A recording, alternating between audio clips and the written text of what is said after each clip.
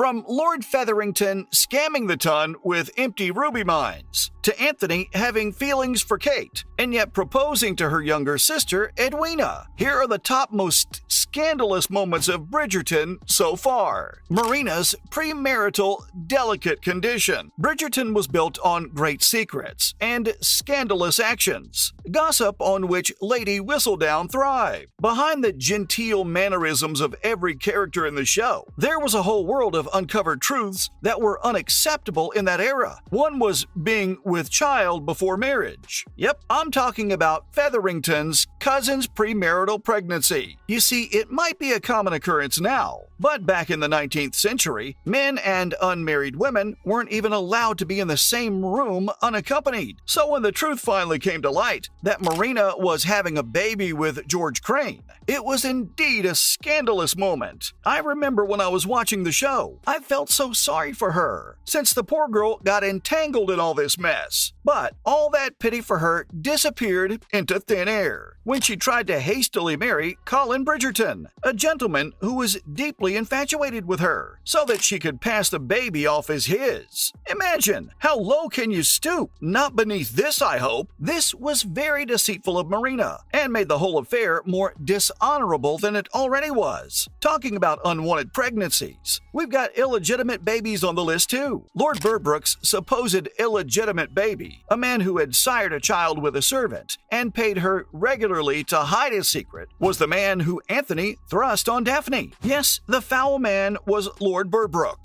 who was nobody's first choice. He was willing to forcefully wed Daphne after obtaining a special license. Thanks to Lady Violet's circulating rumor, she was saved, but not without getting involved in a discreditable scene herself. Bridgerton's OG couple did a pretty good job of faking their relationship, until they were caught red-handed, that too by Anthony and Cressida Cowper.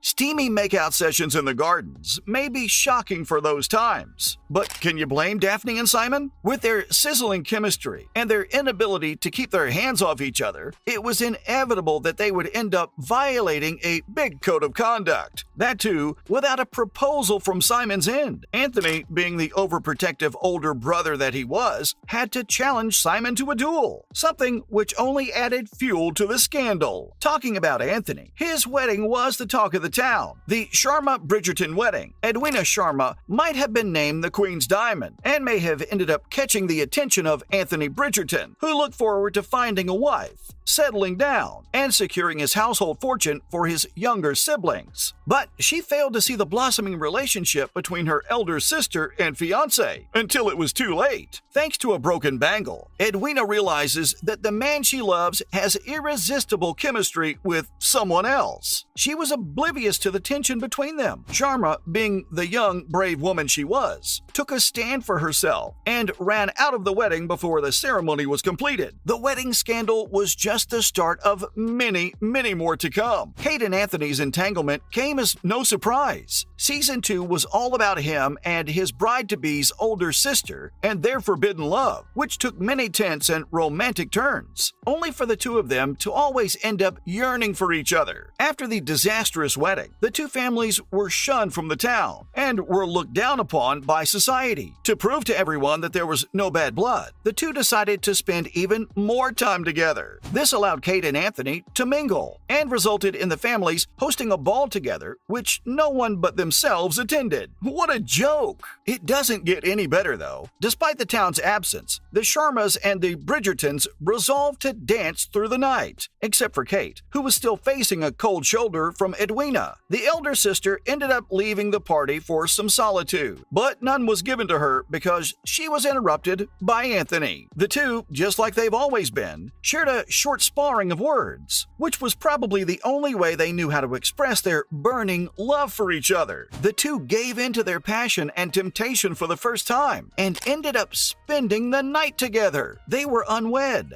unspoken and unseen by anyone, despite being outdoors. Seems quite scandalous, doesn't it? Yet another story for Lady Whistledown to pin down. Not only Anthony, even other members of the Bridgerton family were getting themselves into unfavorable situations. Eloise fraternizing with political radicals. The young Lady Bridgerton was the epitome of intelligence, and it was only a matter of time before she did something that was an absolute social crime of the century. She freed herself from the shackles of aristocracy and started consorting with the common folk. Eloise soon began visiting radical protest meetings, which were often against the nobles, and ended up befriending Theo. All this made Eloise an instant social pariah and irked every single person that the family interacted with. What was worse, it was her trustworthy friend who outed her secret. But it wasn't much later that she figured out who was behind it all. Yes, Eloise was the one who uncovered Lady Whistledown's identity. After 2 seasons of constantly seeking who was the gossip queen of the town,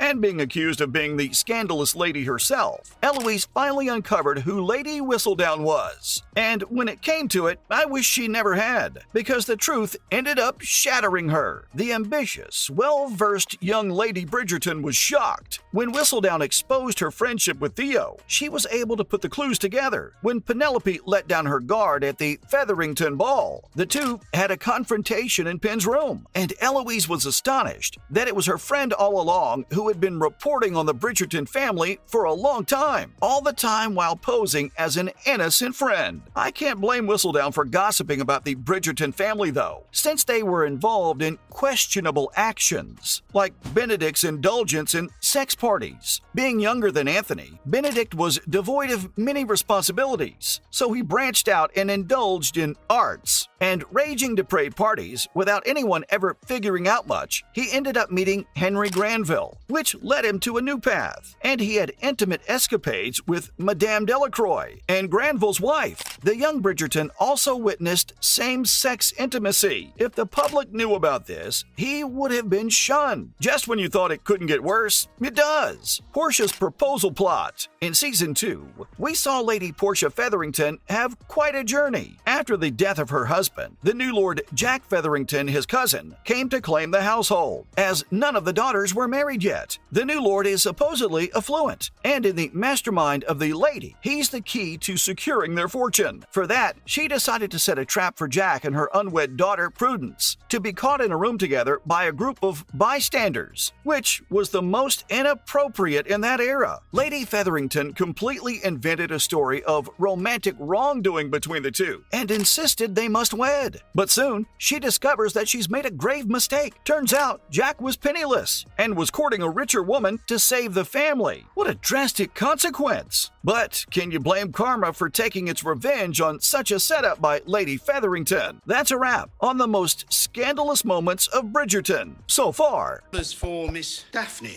Mum. But the Duke, you already have called it, dearest. Well, I suppose now I have more.